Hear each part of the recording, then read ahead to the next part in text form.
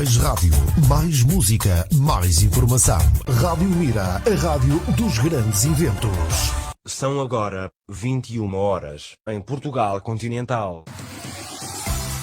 A conversar é que a gente se entende. Apresentado por António Veríssimo. Quartas-feiras, 21 horas, na Rádio Mira. Rádio Mira, meios e serviços de comunicação, produção de spots, rádio e TV, animação de espaços comerciais, rádio indoor, som ambiente. Ligue já 925-455-896. A Rádio Mira em todo lugar. www.radiomira.pt. E agora, fique a conhecer como pode preservar o ambiente. Evite a desflorestação. Não corte árvores ilegalmente. Tenha especial cuidado para não poluir as matas e florestas. A poluição é uma das maiores causas dos incêndios. As plantas produzem oxigênio, que é a base da existência humana. Por isso, pense duas vezes antes de prejudicar o meio ambiente. Afinal de contas, você precisa dele.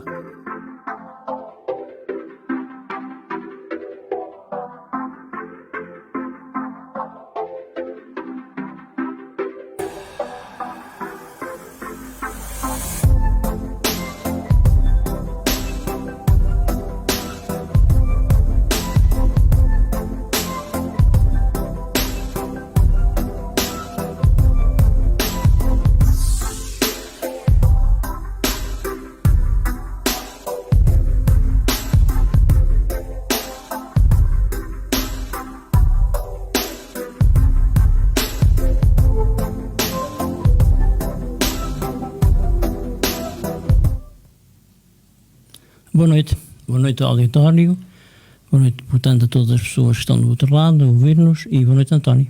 Boa noite.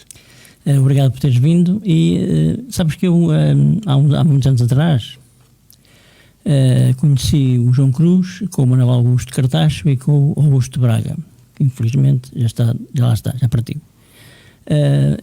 E de repente, alguns anos depois, o João Cruz, sem deixar de ser João Cruz, passa a ser António Canteiro e passa a ser António Canteiro escritor. Exatamente. Como é que isto aconteceu, António? Aconteceu depois de uma atividade social e política na minha terra, em São Caetano, e que passou por aí também, para além de estar em todas as associações da freguesia. Depois esse processo culminou na junta de freguesia, com Augusto Custódio, com Augusto Braga e eu, e depois também um grande elenco atrás de nós. E depois, em 2005, aproximadamente, vejo-me livre para ocupar o meu tempo livre naquilo que eu bem entendesse.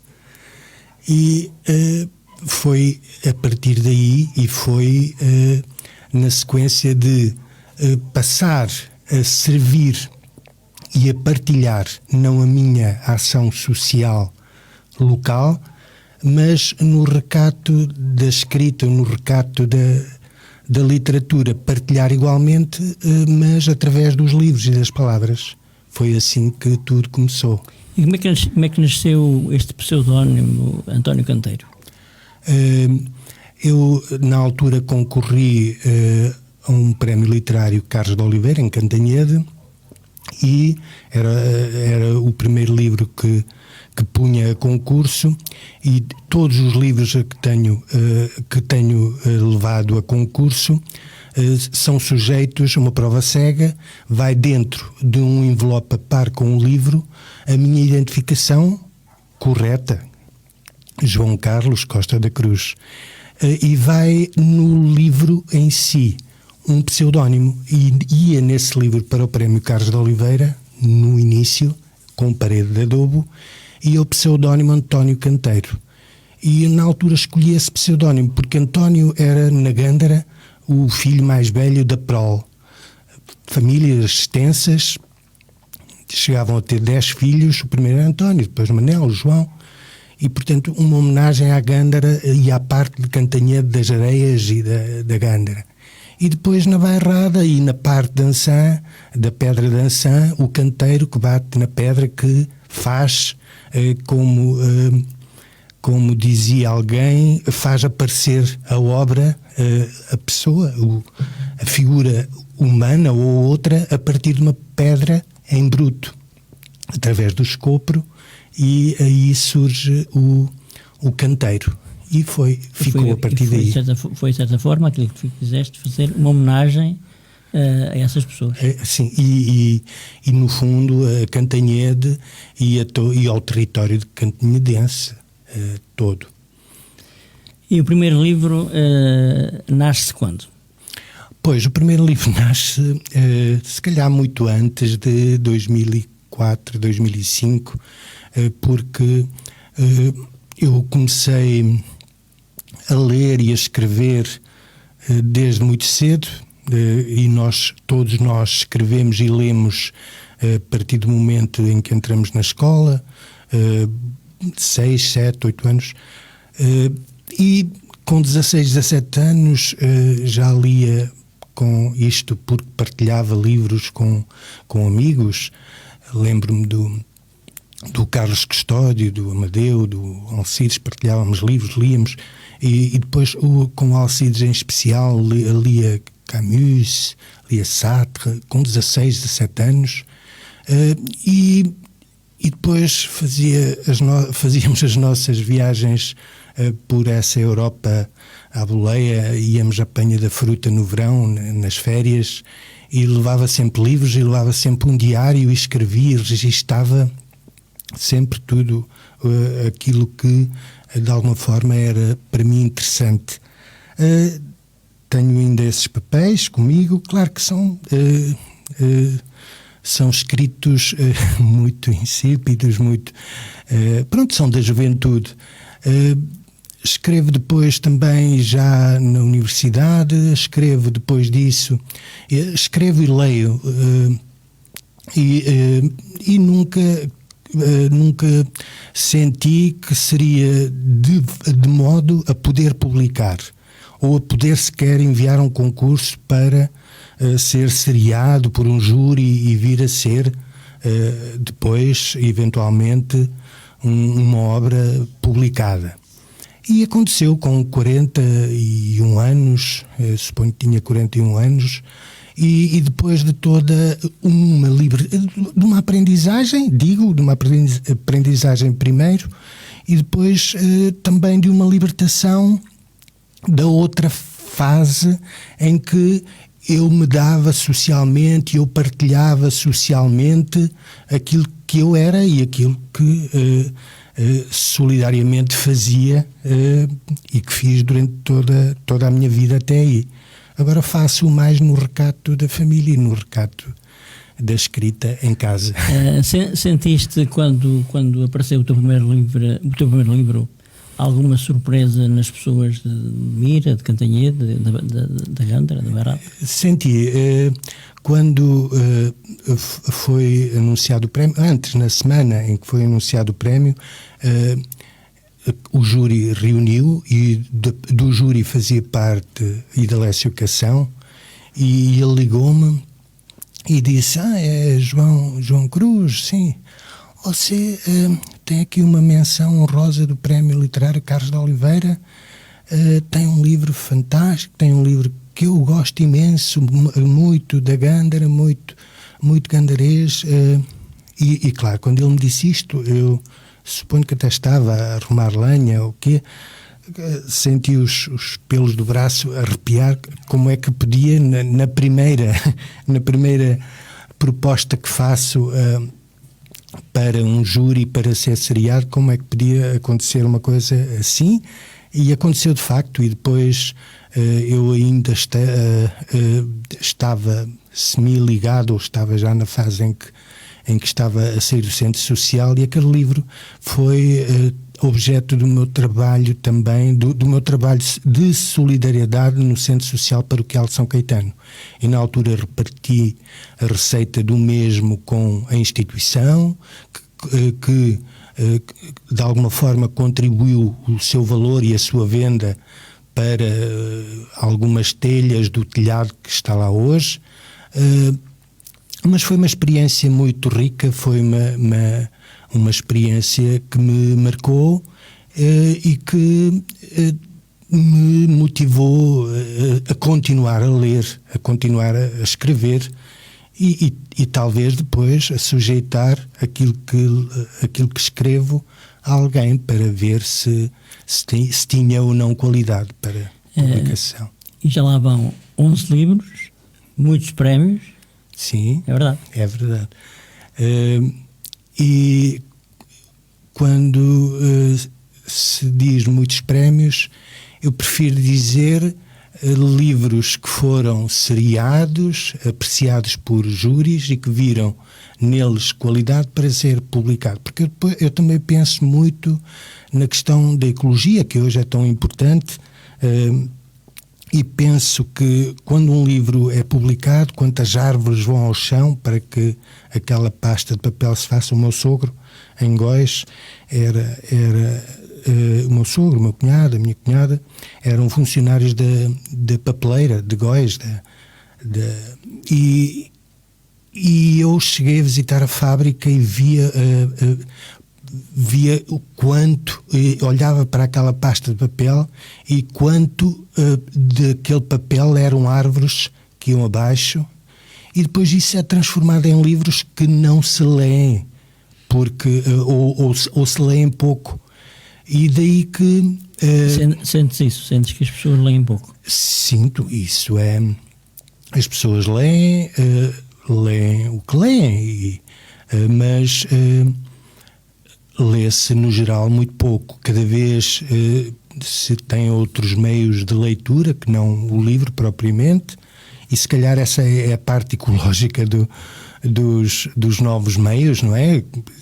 Porque passa e desaparece, e isso por um lado é bom, mas depois há o livro, o papel, a leitura que enriquece, que engrandece o ser humano por dentro, que o constitui enquanto homem pensante, enquanto pessoa culta, pessoa... e a literatura trouxe-me desde sempre isso, essa vertente de olhar o mundo com aquele relativismo cultural, aquela flexibilidade, porque se lemos um autor angolano, um autor moçambicano, percebemos como é a cultura deles, não estando lá. Se há um romance sobre Angola, ou sobre Moçambique, ou sobre Santo Tomé, Cabo Verde, e li sobre, disse há pouco, autores russos, autores franceses, estamos de alguma forma a comungar, a viver outras culturas, e que são díspares da nossa, mas que nos ensinam o quanto o mundo é diferente, variado e rico ao mesmo tempo, por isso mesmo. Ao longo das tuas 11 obras, mudaste de estilo? Mantiveste o mesmo estilo do primeiro livro? Ou há mudanças? É interessante essa questão. O meu estilo tem sido, se calhar, muito igual, segui uma linha e uma linha da escrita, pelo que vejo e pelo que sinto, humanizada, muito, e gosto de uma escrita cuidada. Não surge assim como está no livro logo à primeira. Demoro às vezes para fazer um parágrafo meio-dia. Não escrevo rápido, não leio rápido. Demorei agora no verão, curiosamente, demorei 21 dias a ler um livro. Eu costumo ler 4, 5 livros por mês, e cheguei ao 21º dia e ainda estava num só livro. E depois percebi porque é que estava a ler Julieta Monjinho, que falava em 17 quadros que estavam numa exposição, na maior exposição que existe em Amsterdão, e os quadros mais variados e que se relacionavam com um menino, uma criança que o estava a ver, que o pai trabalhava lá, e depois percebi porque é que demorei, porque fui observar os quadros e ver a relação que eles tinham com o que a criança dizia, e também por outro motivo. 3 semanas de agosto, as primeiras 3 semanas de agosto, onde eu abandono mais os livros e onde eu estou mais em relação familiar com os meus filhos, com a minha família, porque a leitura é importante, mas não é uma obsessão. É importante para os nossos tempos de lazer, os nossos tempos de... Por exemplo, o meu tempo de viagem para Aveiro, vou de autocarro, vou ler 1 hora, venho à tarde, ao fim da tarde, leio outra hora, na espera para uma consulta do dentista, nos mais variados sítios. Quando tenho um bocadinho, mesmo em casa, tenho 5 ou 6 pontos de leitura. Junto ao sofá na sala, junto ao sofá que tenho também na cozinha, numa escrivaninha, no escritório, no quarto, e até diria na casa de banho tenho um pequeno estante com alguns livros onde também se lê. Também se lê. Até que ponto é que a tua profissão de assistente social, de técnico de reinserção social, entra nos teus livros? Ela entra sempre, porque sou um privilegiado, tenho imensas histórias a partir de imensa gente, e depois entra em absoluto no segundo livro, no Ao Redor dos Muros, mas já aparece em parte no Parede de Adobo, e continua por aí. Depois ela surge também com muita... Vamos então falar de Árvores, que é um livro mais recente, e já não numa prisão na região da Gândara, mas numa prisão em Izeda, porque o livro venceu o prémio Bento da Cruz, em Montalegre, e tinha que ser no contexto de Trás-os-Montes. Mas mais ou menos há sempre algo das vidas com quem me cruzo que acabam por cruzar-se nos meus livros, na minha obra em geral. E as tuas viagens, tu, através dos livros ou por causa deles viajas muito, também influencia muito. Exatamente. O Logo à Tarde Vai Estar Frio, a obra que foi recentemente traduzida para inglês, fala de António Nobre e da ida dele a Paris. Na altura ele estava a acabar o curso de cônsul e foi a Paris meter uma cunha a essa de Queiroz para ser cônsul no Brasil. Entretanto, o António Nobre veio a falecer com tuberculose e não conseguiu,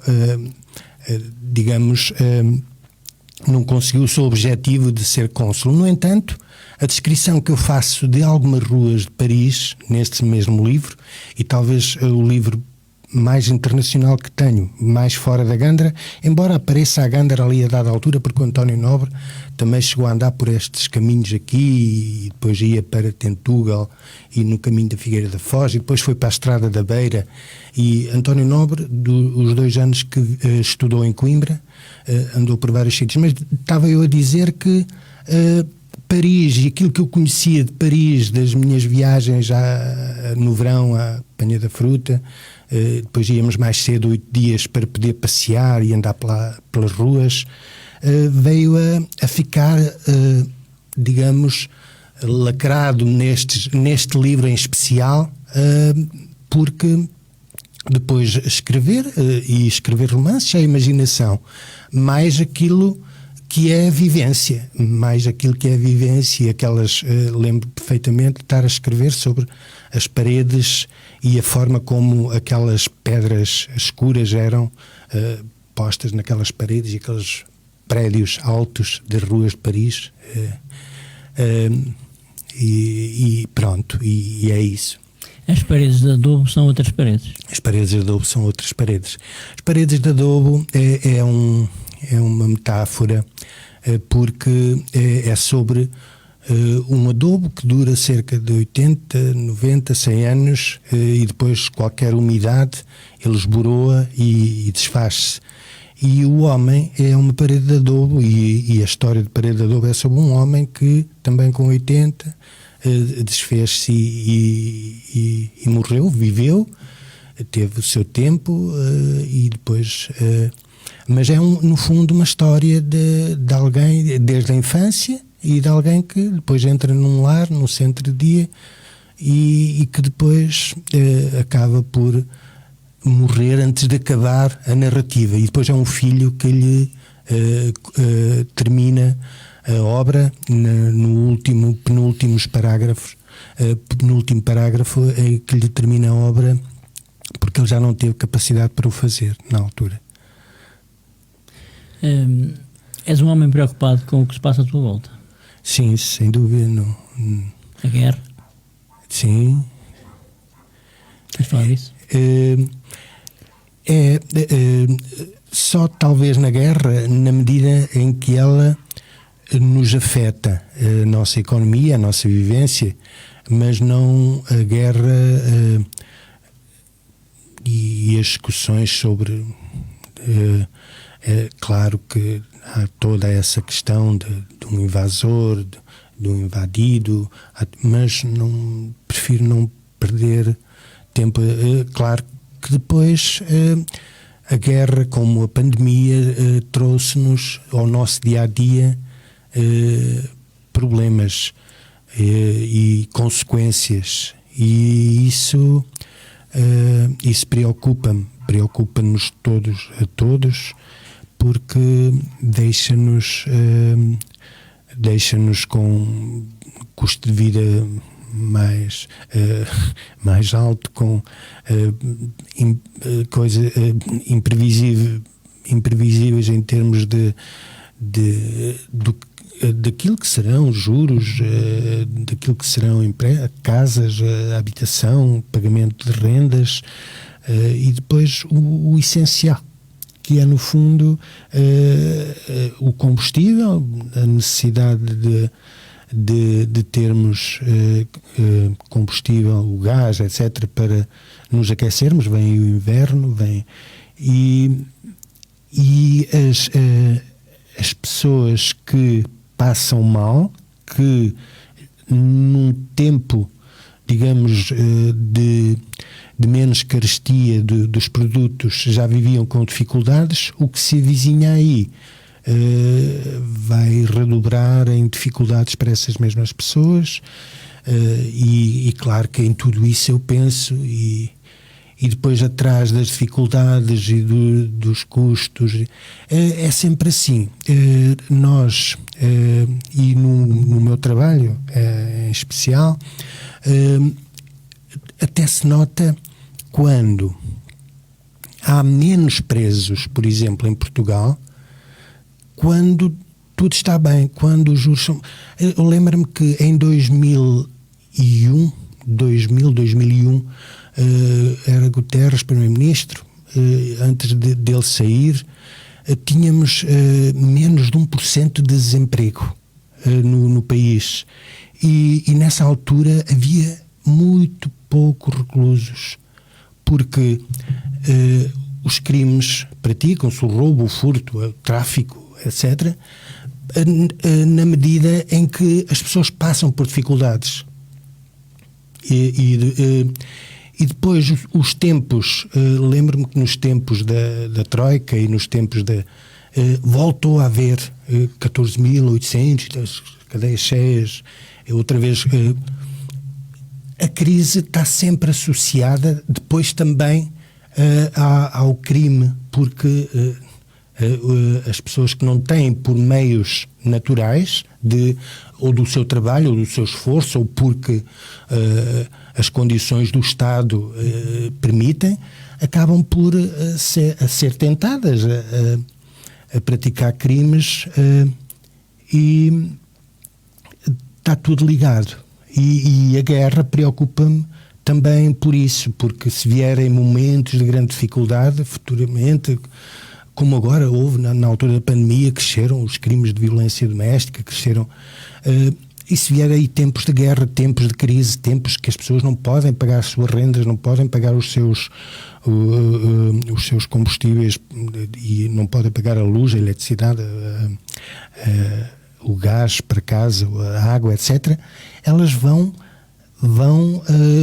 com certeza usar de outros meios que não os legais, e aí voltamos a ter subidas em flecha na criminalidade.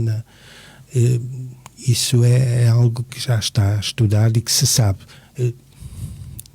e que se compreende de alguma forma. Termos muita poluição, como temos no nosso concelho de Mira e também à volta, também é um crime, não é? Que Sim. Acontece. Tu preocupas com isso? Sentes isso? Sinto que as novas gerações, os nossos filhos, os meus filhos, vieram, e os jovens em geral, vieram alertar-nos para isso. Já há vários anos que usamos o ecoponto em casa, que separamos o vidro, o papel, o plástico, e preocupo-me, claro, com isso, e preocupo-me que, e às vezes até comento que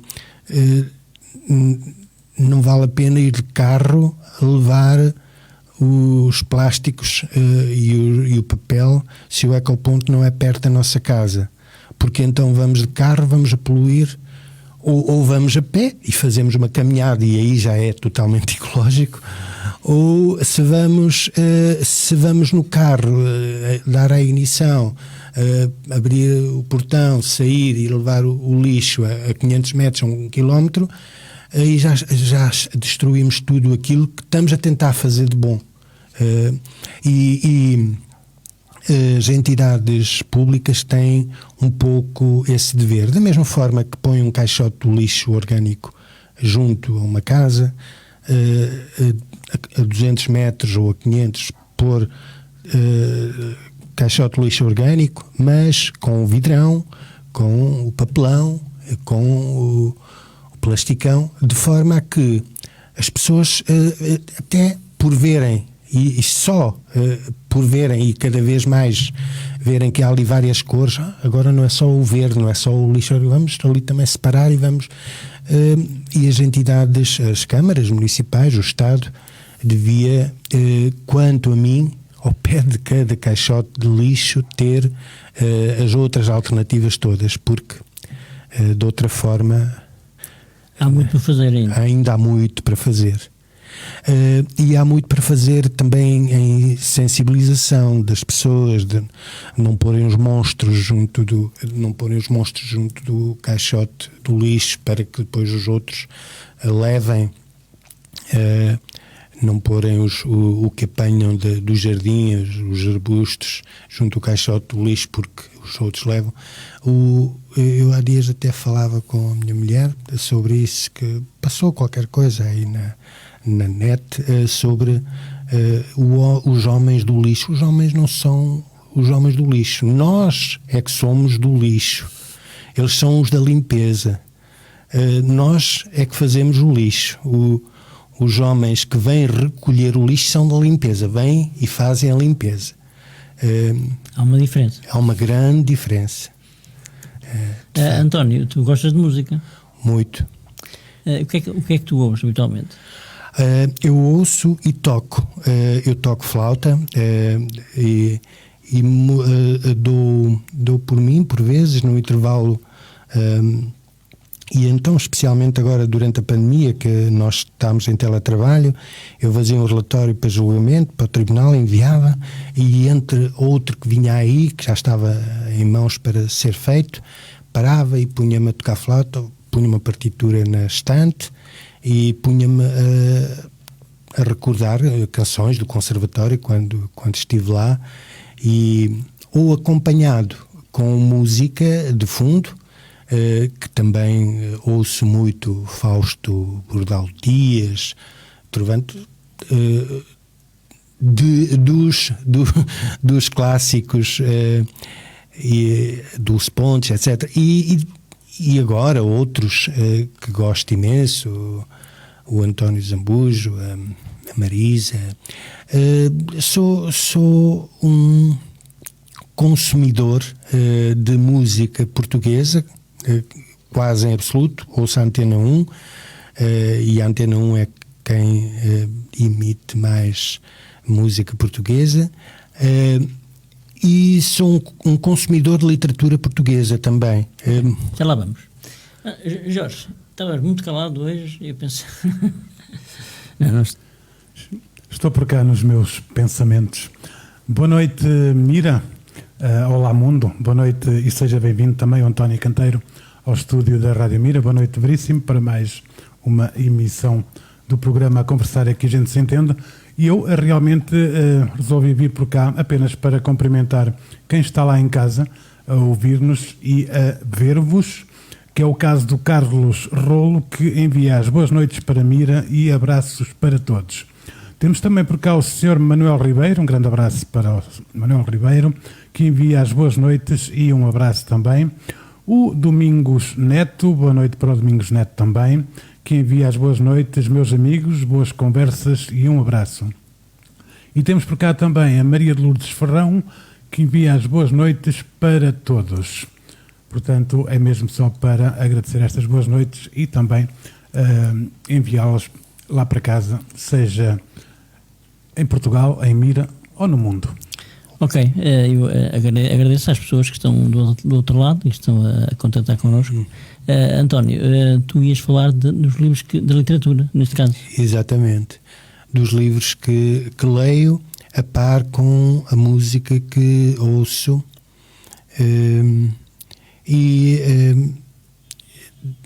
O que leio dizia que autores portugueses ou lusófonos, algumas traduções, mas principalmente música e literatura é a nossa língua. António, foi por gostares muito de música, por admirares António Fragoso, que escreveste o Noturno? Sim, foi porque também conheci mais de perto o drama que foi o drama de uma família que se vê durante também uma pandemia há 100 anos,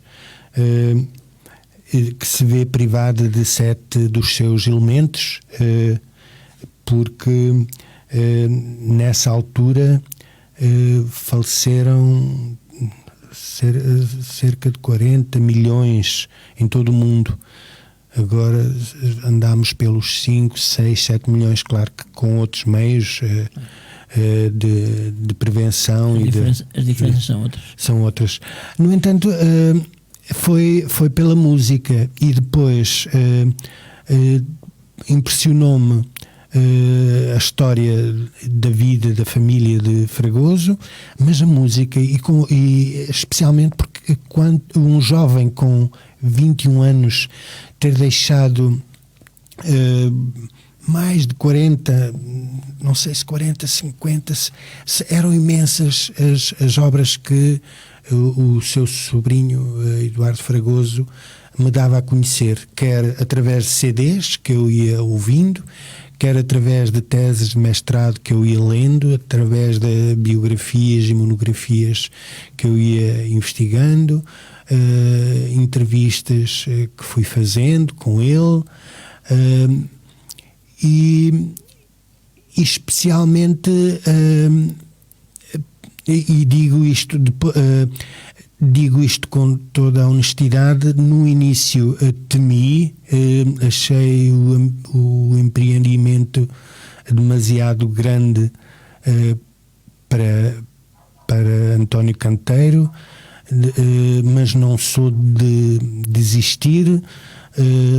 Voltei à carga, depois assisti ao primeiro Janelas Abertas em 2018, no ano em que fazia mesmo 100 anos sobre a morte de António Fragoso, e depois foi rodeado de de Dina Lopes, que fez a capa e que convidei na altura para fazer a capa, mas rodeado de Fragoso, do incentivo do Eduardo Fragoso, que pudemos caminhar juntos e avançar aí já com a leitura de primeiras versões da obra, primeiro com 80 páginas, e depois com 90, e depois com 100, com 120.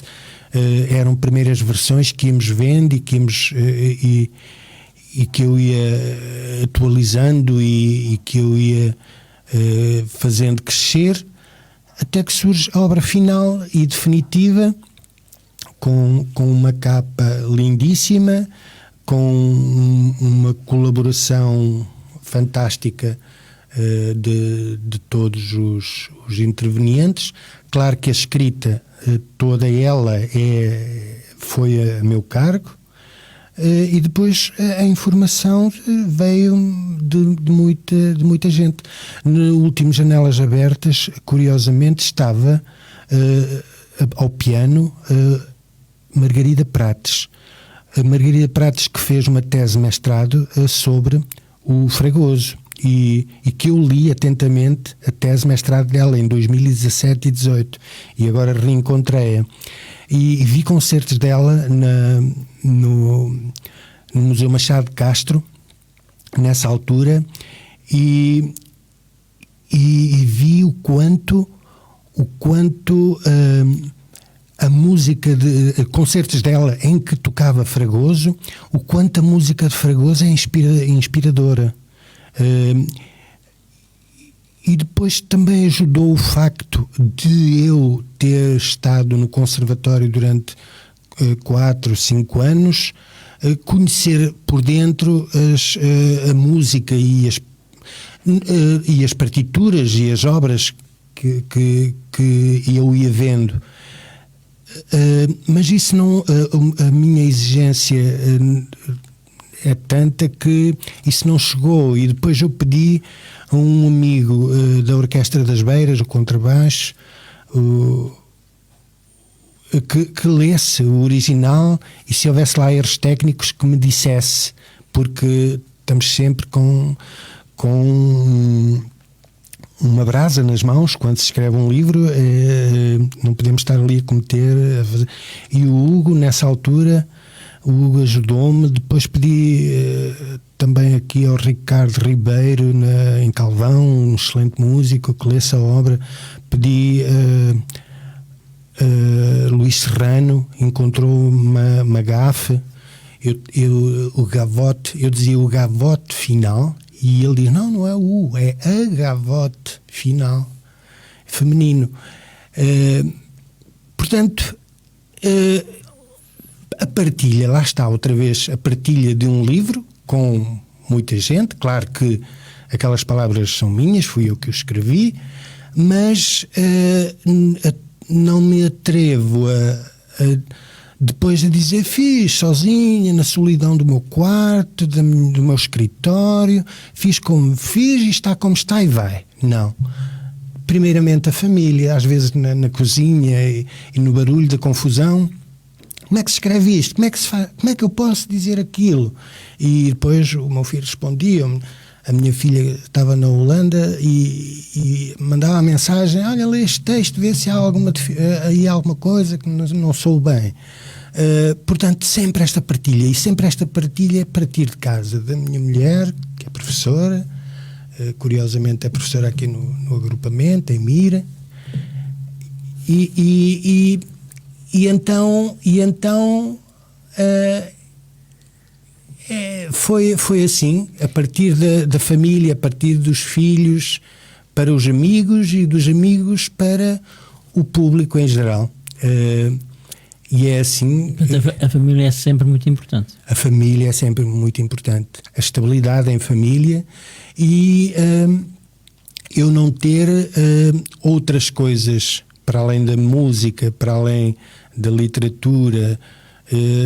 Claro que em 2005 deixei o Centro Social de São Caetano, tinha deixado a Junta de Freguesia, e mantive toda essa entrega a quem queira ler-me, a quem queira, não é ler-me, é ler a Gândara e ler aquilo que escreve. Ok.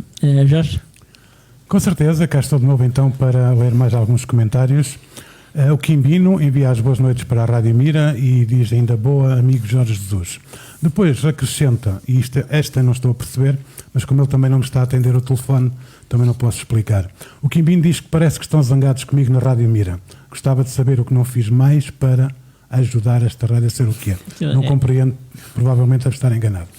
Manuel Ribeiro diz, interrompi a leitura de Noturno no fim do primeiro capítulo, ouvindo a morte de Az em plena pandemia. Uma escrita única e sofrida, leitura ainda mais sofrida. Sorte tomada uma semana depois. Ok, obrigado. Um abraço para as pessoas que entraram em contato connosco. António, nos 11 livros que tu escreveste, há algum que seja, digamos que são 11 filhos. Uhum. Os filhos são todos iguais, né? Mas há sempre algum que é mais igual que os outros. Acontece aqui? Pois, não sei. Eu gosto de todos da mesma forma. Todos da mesma forma. Os de poesia também. E não me atrevia...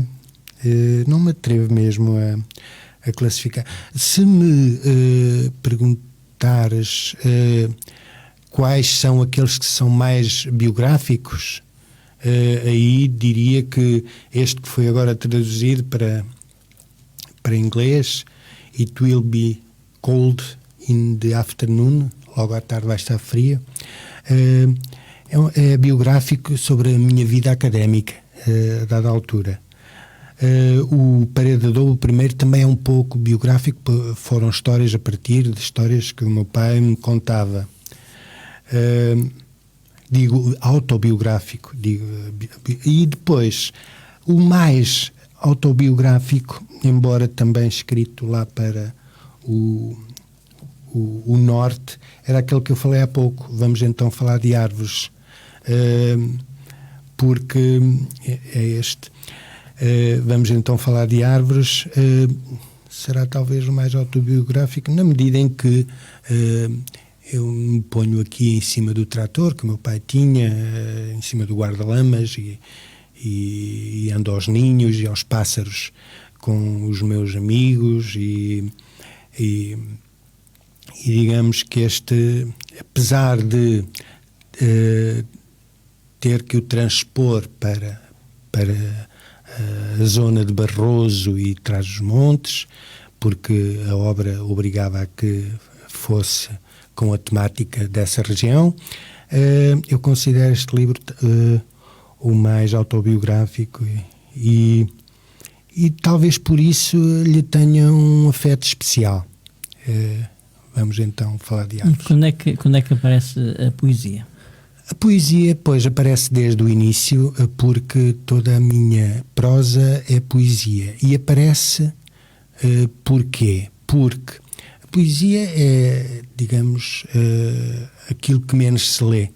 Publica-se hoje um livro de poesia e se for um grande autor ou se for um pequeno autor, não se arrisca a mais de 300, 400, 500, pode ir a 600 exemplares. Porque haverá no país 600 leitores de poesia. Quando um romance são 2.000, não é? Ou 3.000 e depois com as reedições mais. Mas eu estou a falar mesmo grandes autores de poesia. E a poesia surge com esta intenção de, na prosa, ir deixando frases, parágrafos poéticos, porque obriga, era como os meninos, as crianças, os meus filhos, quando não gostavam muito de sopa, mas lá vai uma colherinha no meio, entre a perninha do frango e no fundo é a colher da sopa, é a poesia, aquilo que menos gostam, por vezes, vai também com o resto e acabam as pessoas por consumir. E depois acabaram, inclusive, por surgir livros autónomos de poesia. Eu agora, neste Noturno, tenho um ou dois poemas também sobre Fragoso, que estão no livro inédito O Sol Incendeia o Alarido de Cigarras, que foi prémio este ano em Lamego, na Lamego Cidade de Poema. E A Luz Vem das Pedras surgiu ao mesmo tempo que um livro de poesia, e há 3 poemas que estão na Luz Vem das Pedras, no romance, e que depois acabam por integrar o livro Na Luz das Janelas Pestanejam as Sombras. Portanto, a poesia é algo que vem sempre, está sempre na minha escrita. Portanto, o último livro ainda não está impresso. O último livro está para ser publicado pela Humus, provavelmente pela Humus, e está a preparar-se a capa, uma aguarela para a capa. Como é que se chama? A luz... O Sol Incendeia o Alarido das Cigarras. É um livro de poesia e inclui... porque eu tenho fases, e isto era a fase Fragoso. É natural que surja um poema sobre António Fragoso, e surgiu, de facto, um poema sobre António Fragoso. Este livro é um livro que eu gosto imenso, porque foi dedicado à minha avó, lá vem as memórias, e posso até ler um inédito. Vou ler um inédito aqui. É o poema 3 do início do livro, do princípio. A casa da avó tem pérolas de memória nas esquinas e paredes da cor de lânguidas asas. As rugas da avó são nervuras de tábuas encrespadas. É nesse chão que despeja silêncio. De círculos em volta, o corpo da avó é um chaile sumido pelos braços, mãos, dedos, dias. Desferindo contas de rosário, reparte gemidos pelos santos e desfia sonhos esboroados nos olhos pueris dos netos. Da sua mão voam pratos, púcaros, marmelos, epitáfios, conservados em cacos, nos escombros da eira. À noite, ao borralho, fechada num búzio, a avó entrega joelhos e conforto de saias à cerviz dos netos. E com uma ternura inquieta, abre a alma aos sonhos antes de adormecerem. António, estamos a 10 minutos, sensivelmente, do final do programa. Queria-te ainda perguntar 2 coisas nesta conversa. A primeira, tu pertenceste à Junta de Freguesia de São Caetano. Se te convidassem outra vez para uma coisa dessas, ias aceitar? Não, então... Passou. Tempos que tiveram o seu tempo e que são passados. Mas tens saudades desse tempo? Saudades propriamente não, mas foram tempos importantes ao serviço da minha aldeia, da minha freguesia, e serviços que guardo e obras que guardo com muita estima, que deixámos na altura e que guardo com muita estima.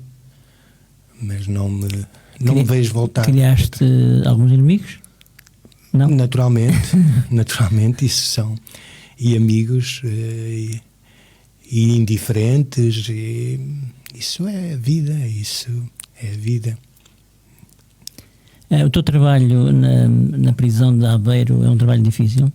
É um trabalho difícil, mas que hoje tomo de uma forma mais serena, serena. Eu lembro-me que dei uma entrevista na altura para quando lancei o Ao Redor dos Muros, 2011, 2012, dei uma entrevista na Antena 1, e estava em Coimbra, nos estúdios da Antena 1, e lembro-me que estava com um nervosismo, porque a cadeia e as perguntas da cadeia eram constantes, e porque os jornalistas querem que alguém que dê a entrevista diga algo que não deve ser dito, mas que eles vendem mais a notícia se o disser. E depois as questões eram todas um pouco à volta disso. E eu hoje, como vimos, falei disso com serenidade, dando a minha opinião, claro que também o tempo traz-nos isto tudo, o tempo de vida traz-nos isto tudo, traz-nos esta calma, e não sou de entrar em opiniões e repartir opiniões, porque cada um tem a sua e cada um tem o seu gosto e cada um tem na música, por exemplo, uns gostam de música pimba, outros gostam de trance, de rap, clássica, outros clássica.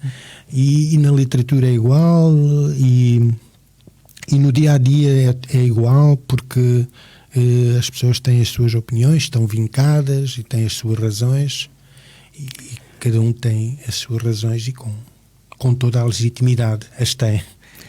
Vamos entrar na fase final. Eu gostava que falássemos do tempo que as pessoas dizem que não têm. Tem. Depende daquilo que fazemos desse mesmo tempo. Todos temos 24 horas por dia. Agora, essas 24 horas, sabemos que 7 têm que ser dadas, 7 e tal, têm que ser dadas ao trabalho que nós temos enquanto funcionários que eu tenho, neste caso, enquanto funcionário do Estado. Depois, tem as horas do sono, que tenho que as dar, e cada vez mais, às 7, 8 horas do sono, durante a noite. Já só ficam outras 8 para o trabalho, 8 para o sono, e essas 8 que ficam, em vez de estar a ver futebol na Austrália, o campeonato de não sei quê, de não sei quantos, o ténis não sei onde, eu prefiro que alguém faça esse trabalho por mim, e todos os dias de manhã ouço as notícias antes de sair para o serviço, para o meu trabalho, ouço as notícias e vejo os pequenos resumos de tudo isso. Alguém, jornalista, fez as notícias por mim, resumiu os grandes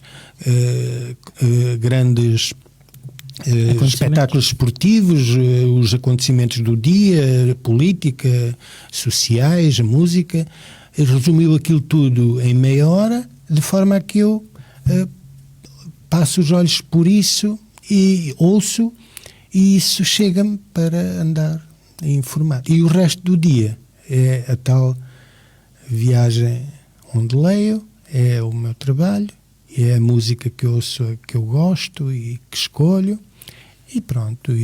Então consideras-te um homem com tempo? Sim.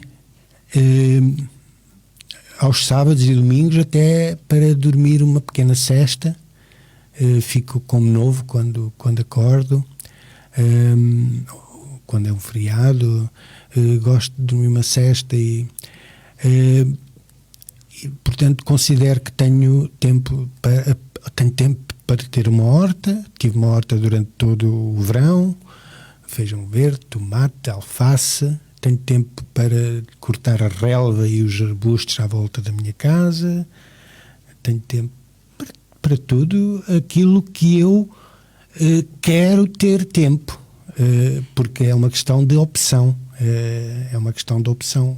As 8 horas que me sobram para a família, para as conversas com amigos, com os sogros, com a esposa, com os filhos, portanto é isso mesmo. O tempo é aquilo que nós queremos fazer dele. Ok. Tivemos aqui praticamente 50 e alguns minutos de conversa. Tivemos tempo para conversar sobre várias coisas. Obrigado, António. Obrigado, João Cruz. Obrigado eu. E até um dia destes. Até um dia destes. Obrigado. Obrigado.